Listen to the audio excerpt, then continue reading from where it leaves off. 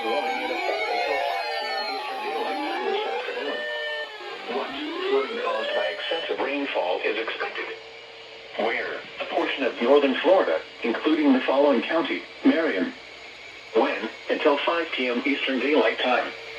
Impacts: flooding of rivers, creeks, streams, and other low-lying and flood-prone locations is imminent or occurring. Additional details at 2:57 p.m. Eastern Daylight Time. Doppler radar indicated heavy rain due to thunderstorms. Flooding is ongoing or expected to begin shortly in the Warren area. Between 2 and 3 inches of rain have fallen. Additional rainfall amounts of 1 to 2 inches are possible in the Warren area.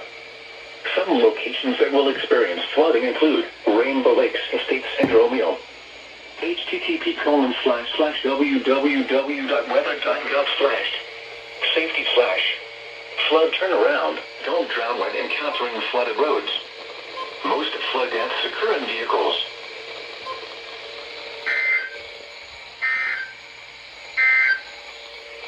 The current time is 3:03 p.m. Eastern Daylight Time. These are the 2 p.m. observations for the local area on Tuesday, May 17th.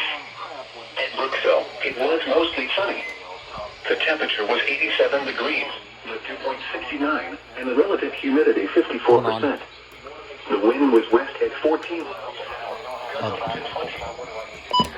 Oh, this was on AM.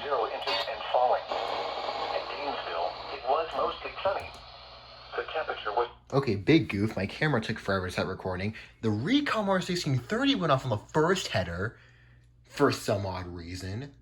But of course, my camera didn't start recording until after. The WX150 finally went off.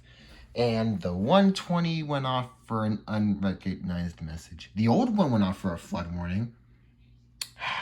First alert and you already goof it.